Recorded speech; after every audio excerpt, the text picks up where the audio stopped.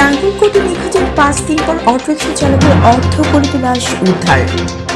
কুমিল্লার নাঙ্গলকোটের আদ্রা ইউনিয়নের আটিয়াবাড়ি গ্রামের একটি পরিত্যক্ত বাড়ির জঙ্গল থেকে বুধবার মেহেদী হাসান নামে এক অটোরিকশা চালকের অর্ধগলিত লাশ উদ্ধার করেছে পুলিশ। সে উপজেলার পাটোয়া গ্রামের মরহুম ইব্রাহিম মিয়ার ছেলে। গত বুধবার 7 আগস্ট অটোরিকশা নিয়ে সে নিখোঁজ হয়। ধারণা করা হচ্ছে দুর্বৃত্তরা তাকে হত্যা করে লাশ জঙ্গলে ফেলে অটোরিকশাটি নিয়ে যায়। সে অটোরিকশা চালিয়ে পরিবারের ভরণ পোষণ জোগাতেন। গত বুধবার 7 আগস্ট অটোরিকশা সহ মেয়েটি নিখোঁজ হয়।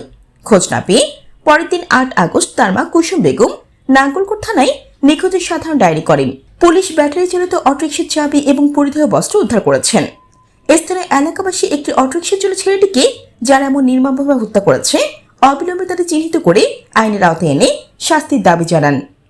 নাঙ্গলকোট থানার উপপরিদর্শক আশরাফুল ইসলাম জানান, খবর পেয়ে মেয়েদের লাশ উদ্ধার করে অজ্ঞাত দুর্বৃত্তরা মেয়েদের মাথায় আঘাত করে তার মাথার খুলি ভেঙে ফেলে এবং শরীরের বিভিন্ন স্থানে আঘাত করে তার মৃত্যু নিশ্চিত করেন। লাশ ময়নাতদন্তের জন্য কুমিল্লা মেডিকেল কলেজ হাসপাতালে পাঠানো হয়েছে। তদন্তপূর্বক প্রয়োজনীয় ব্যবস্থা গ্রহণ করা হবে। Jannatul Afsana, N news 24 TV.